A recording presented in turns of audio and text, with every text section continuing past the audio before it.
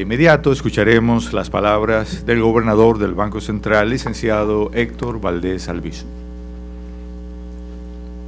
Bien, buenos días, apreciados representantes de la prensa radial, escrita, televisiva, reporteros, analistas, interesados en el quehacer económico dominicano. El Banco Central, cumpliendo ya una especie de tradición, yo diría, como parte de su compromiso de transparencia y de divulgación económica oportuna de datos y en interés de mantener debidamente informado a los agentes económicos principalmente y al pueblo en general, a la sociedad en general, de los resultados de la economía dominicana, porque con esta información creo que contribuimos modestamente a edificar sobre el quehacer económico a los agentes y empresarios, inversionistas, emprendedores y a la prensa en general. Debo decirles que las cifras del indicador mensual de la actividad económica, el IMAE de la República Dominicana, revelan que la economía dominicana está cerrando con un 7% de crecimiento. 7% de crecimiento. En enero-marzo tuvimos un crecimiento de 6,4%, en enero-junio de 6,7%, enero a junio 6,7%, enero-septiembre la publicamos hace poco 6,9% y enero-diciembre 7%. Este comportamiento refleja que la economía continúa creciendo por encima de su potencial, manteniendo el liderazgo regional en toda América Latina y probablemente seamos el segundo país con un crecimiento en el mundo de un 7% o más.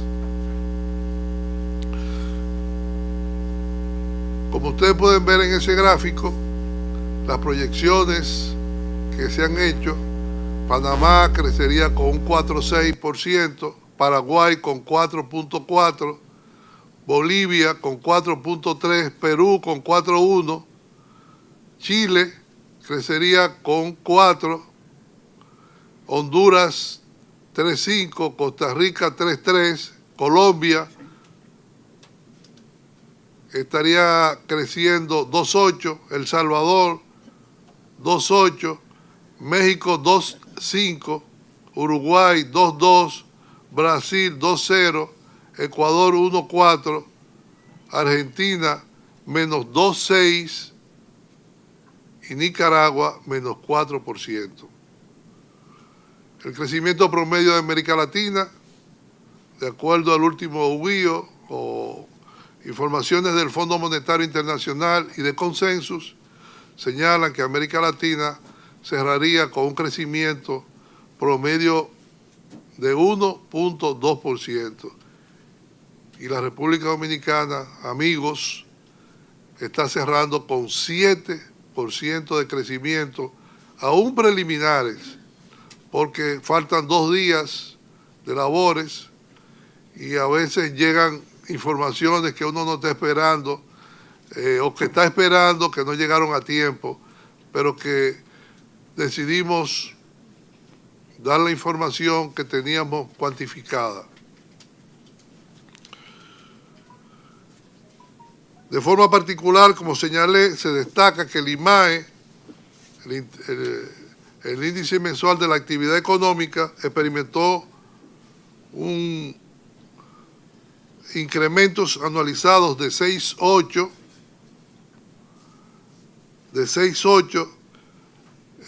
y de 7.2 en octubre y noviembre. Es decir, habiendo crecido en octubre y noviembre en 7.2 respectivamente, la variación con el 6.8 que veníamos arrastrando de enero a septiembre, entonces nos da un crecimiento de 7, esperando que diciembre cierre con 7.1. Es decir, diciembre solo cerraría con 7.1. Las estimaciones preliminares indican que la mayoría de los sectores registraron crecimiento positivo durante el 2018, destacándose comunicaciones con un 11%, construcción 10,6%, zonas francas con 9,1%, salud 8,8%, comercio 8,5%, servicios financieros 7,9%, agropecuaria cerró con 6,5% de crecimiento, transporte y almacenamiento 6,5%, manufactura local 6%, energía y agua 5,7%, hoteles, bares y restaurantes 5,6% en términos de valor agregado. Porque en términos de variable sola tuvo el crecimiento que se calcula regularmente. Entre otros, las actividades que muestran variaciones positivas representan el 90,6% del Producto Interno Bruto. Eso es un resultado muy especial que nosotros mismos no esperábamos que íbamos a ir tan lejos en términos de los resultados. Que el 90,6% del producto haya tenido crecimiento positivo y en torno al 6% hacia arriba. Es una cosa impensable. A continuación, me permito presentarle el detalle sobre el comportamiento de los principales indicadores y sectores que han estado impulsando la economía durante este año. La construcción, como señalé, fue la actividad que mayor incidencia tuvo en el crecimiento económico del año 2018, con un incremento preliminar de 10,6%. De hecho, el sector construcción tiene un efecto multiplicador terrible, pero terrible porque ahí incide los materiales de construcción, varillas, cemento, pintura, estructuras metálicas, etcétera, etcétera.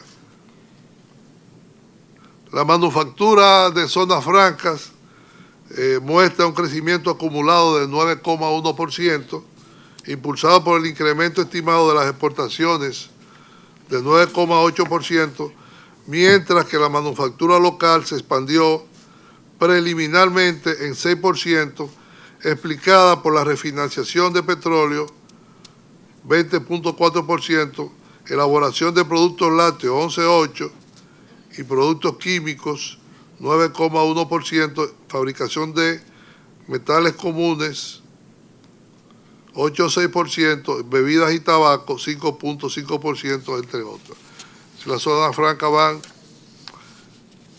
haciendo un papel muy significativo en términos de actividad económica.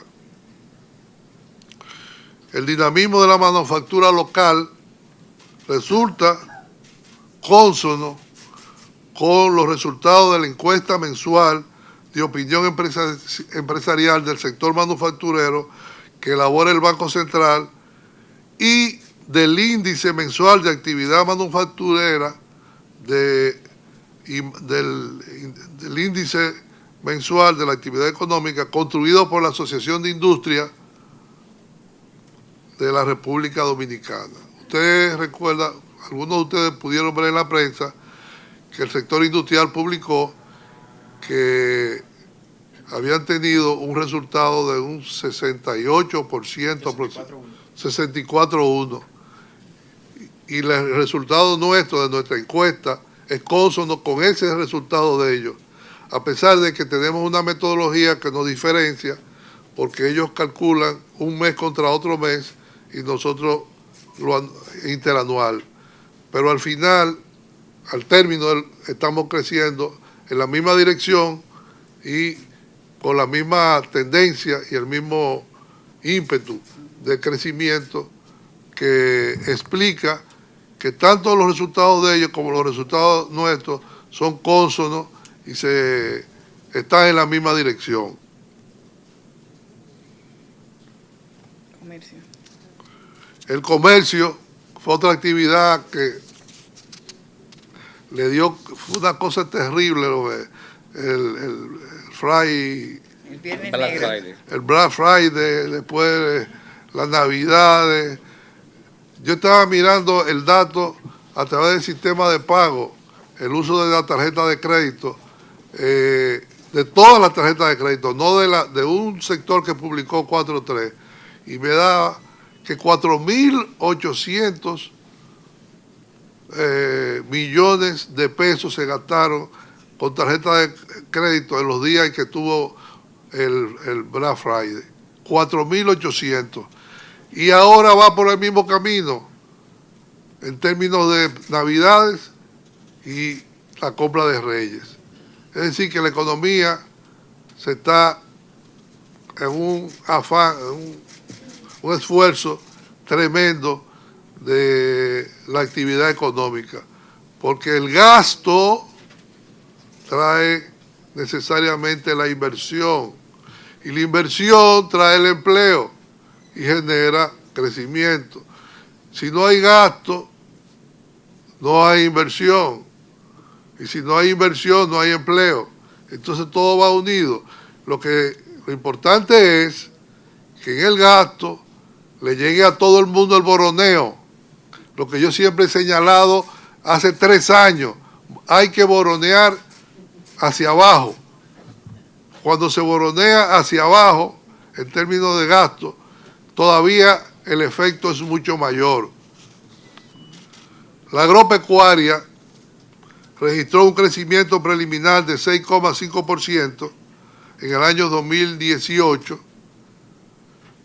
Este desempeño obedece en gran medida a las efectivas políticas de apoyo al sector que ha venido implementando el gobierno dominicano a través de visitas sorpresas del excelentísimo señor presidente de la República, Danilo Medina, así como la política del Banco Agrícola, que han sido muy efectivas porque van cónsonas.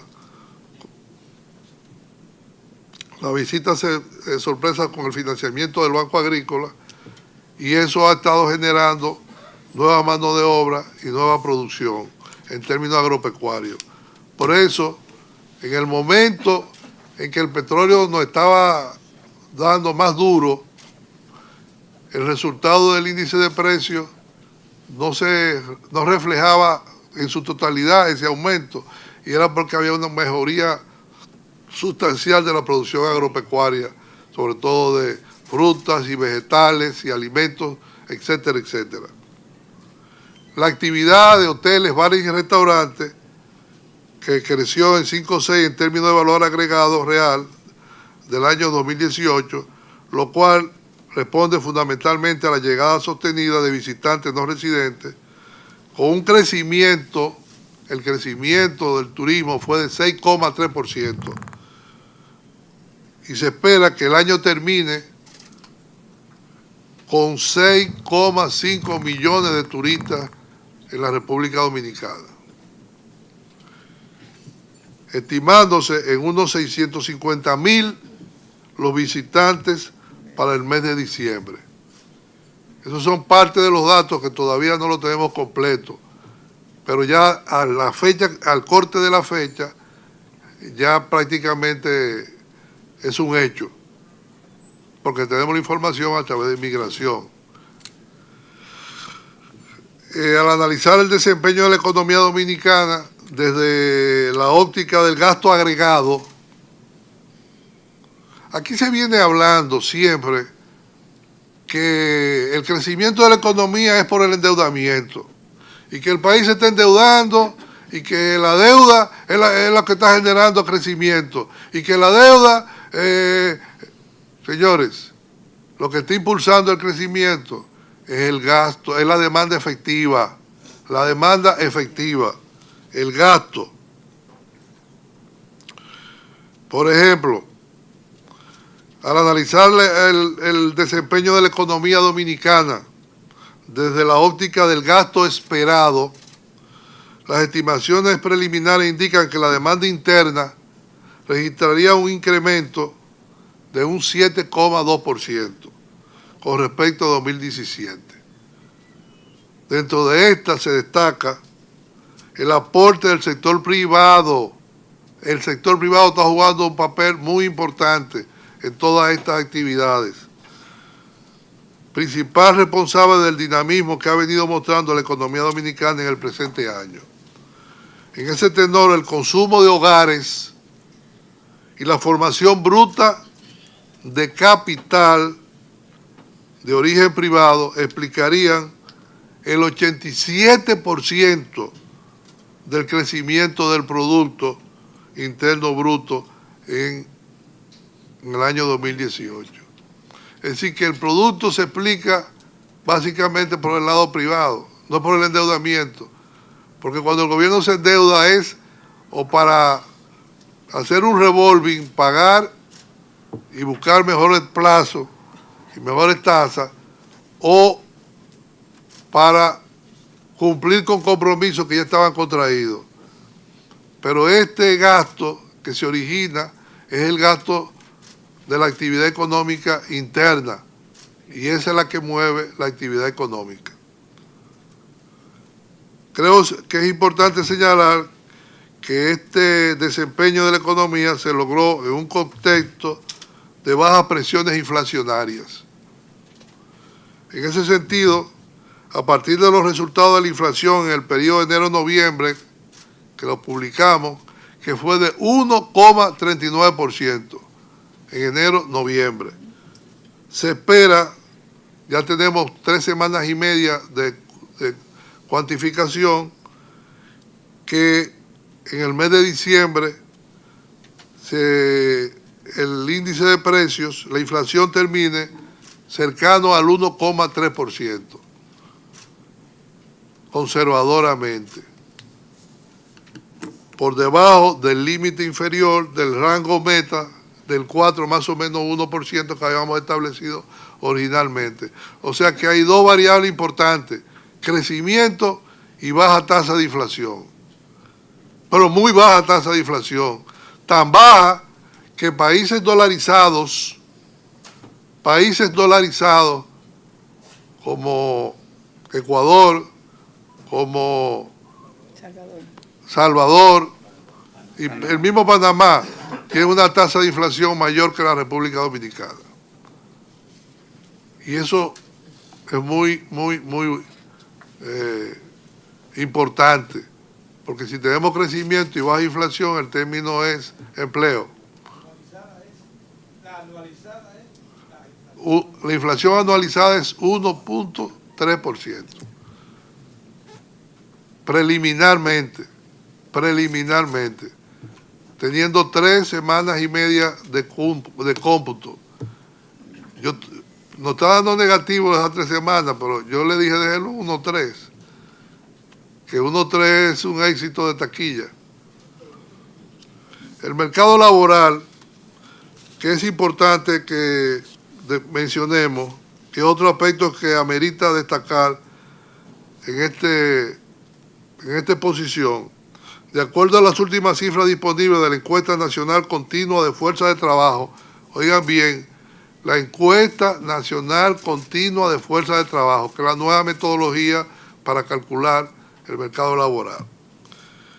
En el año 2018 se generarían en promedio unos 170.000 nuevos ocupados netos. 170.000 nuevos ocupados netos.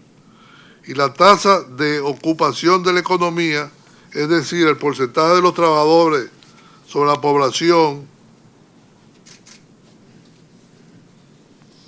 en edad de trabajar, estaría alrededor de un 60%, más alta que el promedio de 56,7% de América Latina y el Caribe, conforme a la reciente publicación del panorama laboral de la región de la Organización Internacional del Trabajo.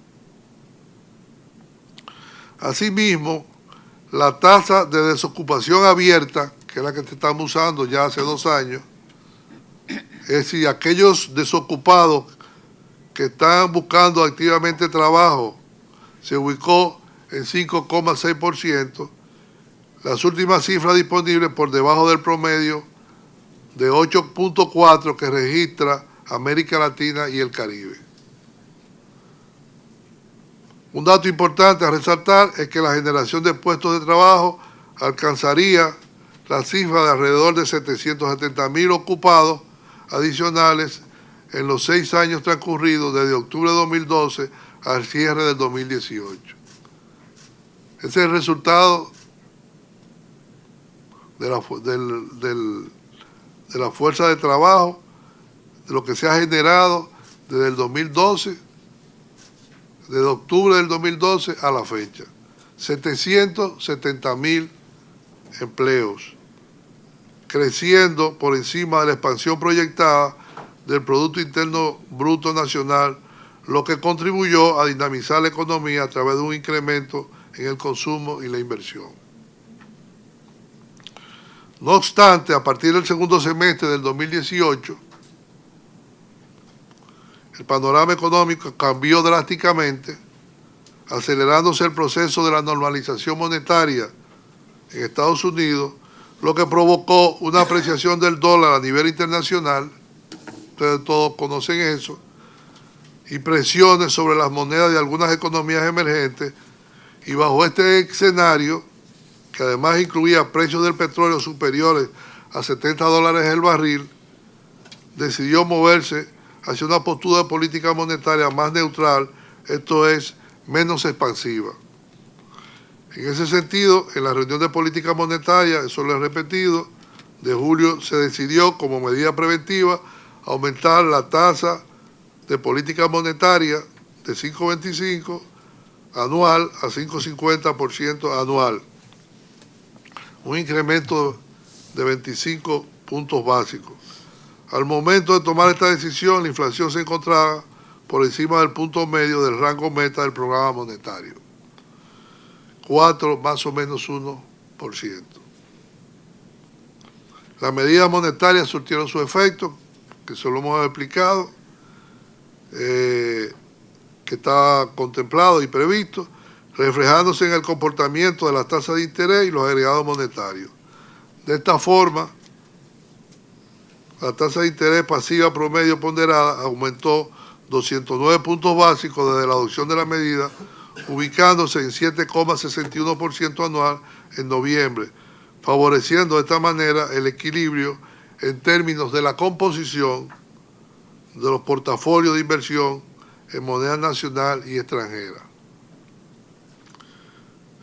En el caso de la tasa de interés activa promedio ponderada, cabe precisar que la misma se situó en 12,32% anual en el mes de noviembre, disminuyendo en 97 puntos básicos con respecto a julio del 2018, lo que resulta cónsono con el mantenimiento del crecimiento sostenido de la cartera de préstamos del sistema financiero armonizado, que durante 2018 aumentaron en 113.880.4 millones de pesos, es decir, un 10,9% de crecimiento del crédito del sistema financiero, consistente con el dinamismo exhibido por la economía durante el presente año. Ahí lo tienen, cómo se ha comportado. Particularmente, el que fue canalizado al sector privado, el crédito canalizado al sector privado, registró un incremento anualizado de 11,2% a diciembre, equivalente a un aumento de 109.551.7 millones. Y los sectores que han sido beneficiados con la mayor canalización del crédito privado han sido consumo. Ustedes conocen las famosas ferias de vehículos, la famosa feria de vehículos que se han vendido, uno vendió 5.000, otro vendió 7.000, pero además el consumo de la persona del país, de medianos ingresos y bajos ingresos, porque se le presentó la oportunidad de acceder a créditos para suplir sus necesidades.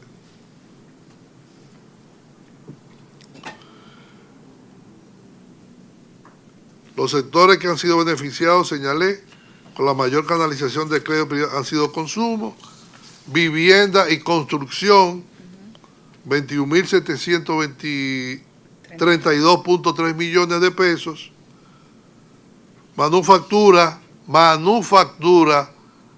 17.100.8 millones de pesos, electricidad, gas y agua, 10.102 millones de pesos, y comercio, 7.964.9 millones de pesos.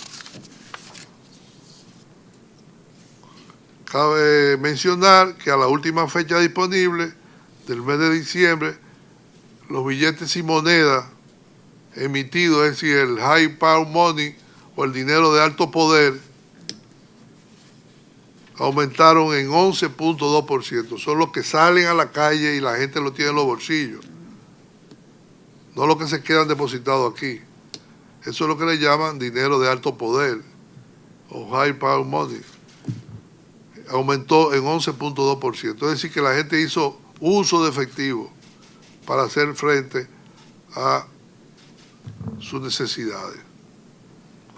En referencia al comportamiento de la política fiscal, el balance preliminar del gobierno central al cierre del mes de noviembre de 2018 registraba un déficit de 1.2% del producto, proyectado para final del año, según cifras preliminares basadas en la metodología del Manual de Estadísticas de Finanzas Públicas del Fondo Monetario Internacional, versión 2014, que fue recientemente publicado por el ministro de Hacienda, estuvimos presentes, que es la página web que se está estandarizando con todos los demás países la publicación de las estadísticas de acuerdo al Manual de Finanzas Públicas del Fondo Monetario Internacional.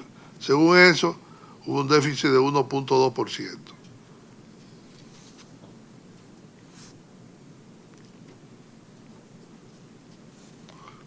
Por otro lado, por el lado de los ingresos, las recaudaciones habían aumentado 13,2% interanual, que es una gran labor lo que se ha hecho en la Dirección General de Impuestos en términos de recaudaciones.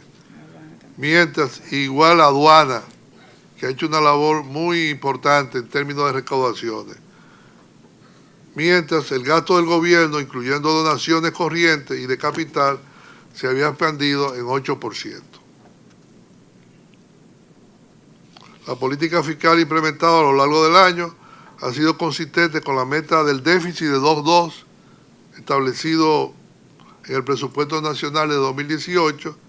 No obstante, durante los primeros 10 meses del año, el precio del petróleo en los mercados internacionales mantuvo una tendencia al alza, promediando alrededor en promedio de $67 el barril, Como resultado de este comportamiento de los precios del petróleo, la demanda de subsidio del sector eléctrico aumentaron, por lo que el ministro de Hacienda se vio en la necesidad de presentar un presupuesto suplementario, que todos ustedes saben que eso se hizo y se publicó y fue aprobado por el Congreso en el pasado mes de noviembre.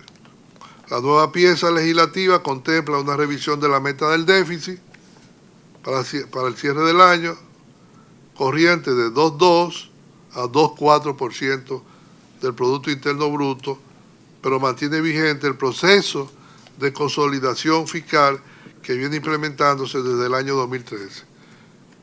Lo importante de esto es que va a haber un superávit primario de 0.8, que la meta debe ser tener superávit primario, porque esa es la que contribuye a bajar los niveles de los compromisos de moneda fuerte y los compromisos en general.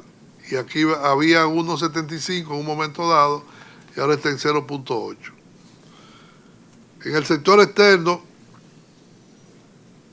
la cuenta corriente de la balanza de pagos está cerrando con 1.136 millones, equivalente a menos 1.4 del Producto Interno Bruto, muy por debajo del promedio histórico, muy por debajo del promedio histórico. El año pasado terminamos en 1.3,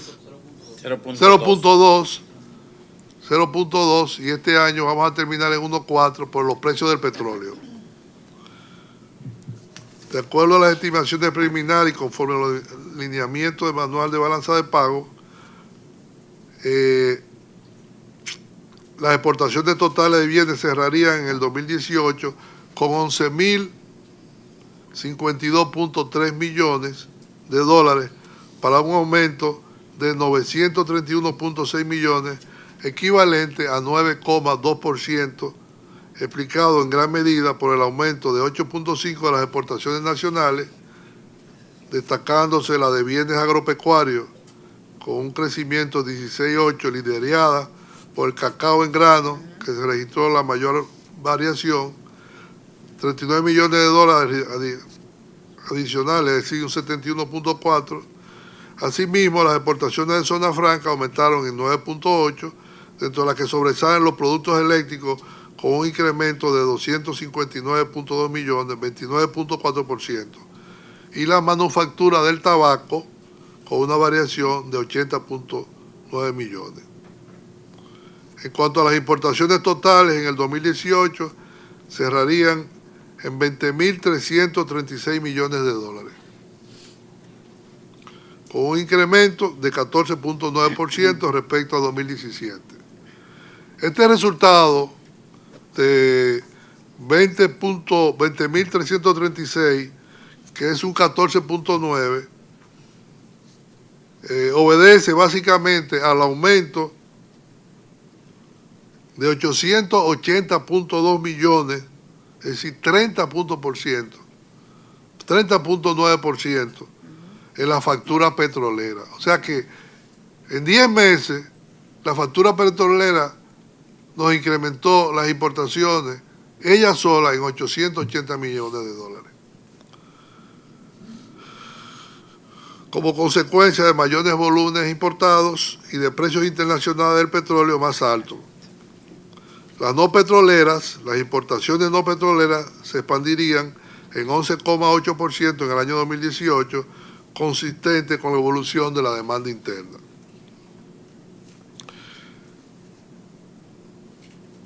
Los ingresos por turismo alcanzarían 7.610.4 millones de dólares. Solo turismo está generando 7.610.4 millones de dólares en el 2018. Un crecimiento del 6% de 432.9 millones de dólares adicionales con respecto al año anterior. O sea que el turismo va creciendo todos los años. Este desempeño se sustenta en el incremento de la llegada de viajeros no residentes vía aérea, que al mes de noviembre fue de 6,3%, principalmente desde América del Norte. Como la inflación bajó en Estados Unidos, eso le dio facultad y poder de viajar a los norteamericanos más que de otras regiones. De la misma manera se estima que el país terminaría recibiendo flujo por concepto de remesas. Las remesas ascenderían a 6.524.6 millones. Si usted suma los 6.524.6 millones de las remesas a los 7.610.4 millones, estamos hablando solamente por esos dos de cerca de 14.000 millones, poco más. De la misma manera, esto representa un notable aumento en el caso de las remesas de 10,4%, unos 612.8 millones adicionales con respecto al 2017. Señores, los dominicanos, la diáspora dominicana sigue diciendo presente en el quehacer dominicano positivamente, enviando y aportando recursos ganados en otros países y que están llegando a la economía, y esto a su vez están creando un ambiente para el gasto y para la inversión. El dinamismo exhibido en el influjo de divisas por este concepto obedece en gran parte a las condiciones actuales del pleno empleo en el mercado laboral norteamericano de Estados Unidos de América, nuestro principal sector comercial, socio comercial. Como ustedes ven, es cierto que hay una relación directa con la economía norteamericana. Si la economía norteamericana mejora, nosotros debemos, por los términos de intercambio que tenemos con ellos, también beneficiarnos de eso. Si tienen pleno empleo, 3.7, que es lo que se considera pleno empleo de 4, y tienen 3.7, entonces eso incentiva ganancias para la diáspora dominicana y para otras diásporas de otros países, y nos envían recursos. Y eso es lo que ha estado pasando.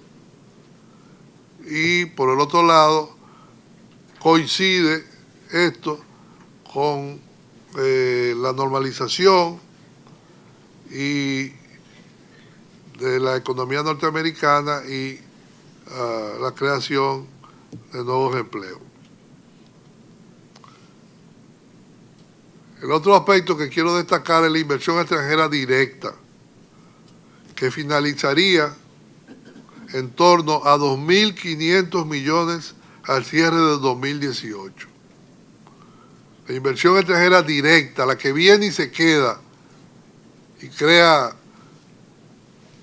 edificios, hoteles, centros comerciales, franquicias, etcétera, que viene a quedarse y emplea gente y se queda aquí hasta que se cansa. Esa, que es muy positiva porque genera mucho empleo, este año que pasó está en 2.500 millones. Si nosotros, haciendo un ejercicio, tomáramos en consideración la inversión en cartera en los mercados que hacen inversionistas extranjeros en el país, que según los datos que tenemos andan por los 2.000 millones, entonces estamos hablando que en inversión extranjera directa se generaron 2.500, y por inversiones de mercado, comprando bonos en mercados secundarios o lo que sea, se generaron otro monto significativo que nos coloca en la cúspide de ser un país de atracción, porque cuando alguien viene al país a comprar bonos en el mercado secundario, el mercado de valores, y quieren comprar papeles de Hacienda o del Banco Central en un mercado secundario, es porque tienen confianza en el país y el rendimiento les es atractivo. Como también, si sube mucho la tasa de interés fuera, se van. Pero para eso uno tiene que irse preparando, generando cómo evitar que eso cause problemas en la economía nacional. Debo decirle que de acuerdo a los cálculos del Banco Central y del Departamento Técnicos Internacionales, Programación, Cuentas Nacionales, Financieros, ellos han hecho un estimado de que este año se generaron unos 30.000 millones de dólares a la economía. Yo le he dado, rápidamente le mencioné 14, pero la zona franca y otras actividades, el turismo que generó 11.000, etcétera. Y hay otros... la propia inversión extranjera. La inversión extranjera, la propia inversión extranjera, los 2.500 cuando tiene 30.000 millones. Y este país, generando 30.000 millones, se coloca en una posición muy ventajosa con respecto a los pares similares en Centroamérica y el Caribe. Lo que nos han dicho, lo que nos han señalado los presidentes de bancos centrales, que cómo lo hacemos para atraer tanto capital e inversión extranjera. Y yo le digo que a algunos les respondo que es el merengue, y a otros les digo que somos muy cariñosos, y es verdad, somos muy cariñosos, y le damos afecto, y hacemos sentir bien al extranjero, pero la verdad es que nosotros somos, entre los 5 países, según JP Morgan Chase, estamos entre los 5 países más atractivos para inversión extranjera de América Latina. Mencionan a Chile, mencionaron a Perú,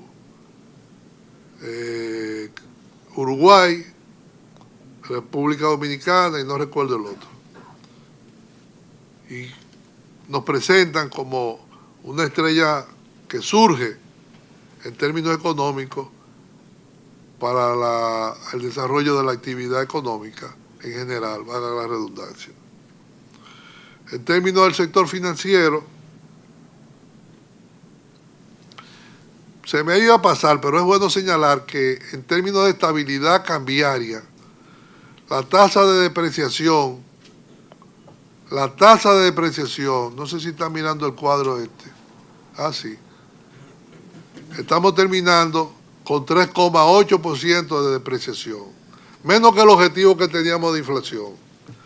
Pero cuando ustedes ven, nosotros somos el 4º país con menos tasa de depreciación. México tiene menos 0,9, Honduras tiene menos 3,1, Perú tiene menos 3,6, República Dominicana 3,8, Guatemala menos 5,0, Nicaragua menos 5,1, Paraguay 5,4 negativo, todos están por debajo. Es decir, que nosotros, que nos quejamos tanto, cuando varía un día 1 punto o 2 puntos el tipo de cambio, cuando nos comparamos con todo lo que está pasando en América Latina, no estamos tan mal situados. Primero porque estamos por debajo de la tasa de inflación esperada que habíamos proyectado. Y eso contribuye a mejorar la capacidad efectiva. Pero tampoco golpea al generador de divisas, que necesita también un respiro. Todos tenemos derecho a vivir. Los pobres tienen el primer lugar, y por eso es que la tanda extendida, si usted la ve como un programa de educación, véala también como una forma de disminuir el gasto del papá, de los padres, al colocar sus hijos en una escuela pública, y no tener que preocuparse en la alimentación hasta las 5 de la tarde. Y eso es una mejoría en el salario. Lo mismo va a pasar con el transporte. Lo mismo va a pasar con el transporte. Y lo mismo está pasando con otros sectores. En términos del sector salud, que está siendo ampliado y mejorado sustancialmente, y además el acceso por la seguridad social a todo el que necesite tratamiento médico. En términos sociales, es una forma de mejorar la capacidad que pueden tener los habitantes de una nación para resolver su problema de disponibilidades. Pero yo sigo insistiendo que hay que boronear. Y es importante, y lo hace 3 años que lo estoy diciendo, y el presidente le ha aumentado a todo el mundo, a todos los grandes sectores, pero yo insisto a que los que están en el quintil 1, eso hay que subirlo, y eso solamente se sube aumentándole salario. Tan sencillo como eso. Porque no es que nosotros digamos que creció 7% y dice, eso dice él, pero yo no tengo nada. No. Nosotros lo que hacemos es metodológicamente compilar las informaciones de todos los sectores. Y eso es lo que nos da. Ahora, la política gubernamental es la que se encarga de enfrentar los sectores correspondientes. Y el presidente lo hizo con la policía, lo hizo con los médicos, después de protestar, con los agrónomos, lo hizo con las enfermeras, y lo está haciendo con los maestros, y lo ha hecho con todo el mundo. Pero va a llegar un punto que hay un quintil que no vea linda, como diría el cantante de nosotros, Pedro, Daniel Santos. Yo no he visto a Linda. Entonces hay que boronear. El sector financiero, las últimas cifras disponibles de la Superintendencia de Bancos muestran que el sistema financiero continúa exhibiendo robustos indicadores de liquidez, rentabilidad y fortaleza patrimonial, con baja morosidad, 1,75%, y un índice de solvencia de 18.4% por encima del 10% que establece la ley y de las recomendaciones de Basilea III, mientras la proporción de provisiones para cobertura a los créditos vencidos se ubica en 167.1%, muy superior al 100% considerado adecuado. Esas provisiones lo que están diciendo es que si usted deposita $1 y hay 167, tienen 1 para responderle y 67 más. Y eso es un sector financiero fuerte, un sector financiero que tiene los recursos para hacer frente a eventualidades. Y eso es positivo porque eso da confianza y seguridad. El coeficiente de liquidez del sistema financiero se ubica en 19%, más que suficiente para cubrir los requerimientos del encaje legal y cumplir los compromisos de corto plazo, mientras que la rentabilidad sobre el patrimonio ROE se sitúa en 19.50%, una buena rentabilidad, y sobre los activos promedios en 2,3%, que se mantiene entre los mayores mostrados por las entidades bancarias en los países de la región. En cuanto a la banca múltiple, si sacamos la banca múltiple aparte, que representa el 86.6%, la solvencia fue de 17% en promedio 17%, la rentabilidad de 22% y el coeficiente de liquidez de 20,1%. Y la morosidad de la cartera de 1.66. Muy bien. La banca múltiple está siendo manejada con criterios muy loables, muy técnicos. Pero además está en una posición muy cómoda, tanto de capital como de rentabilidad. Yo pienso, mis amigos, que le he tratado de dar una visión para evitar que la gente comience a inventar, porque aquí vivimos de leyendas urbanas. Hay unos cantantes economistas que se paran en una televisión y dicen la economía va a crecer 5, después de 5, después otro día, no, que esto se está hundiendo, no, que es el endeudamiento. Bueno, el sector privado, la reserva del banco, la reserva monetaria del banco, al día de hoy están en 7.173.4 millones de dólares. 7.173.4 millones de dólares. Es decir, tenemos reserva para resolver problemas, si fuese necesario. Según me estaba diciendo Fran Montaño, es probable que se incrementen en 100 millones más antes de diciembre. Y yo rogando que eso suceda, porque 100 más serían 7.273. Pero si no se da, que sean 50. De todas maneras, tenemos una posición de 4.1 meses de importación,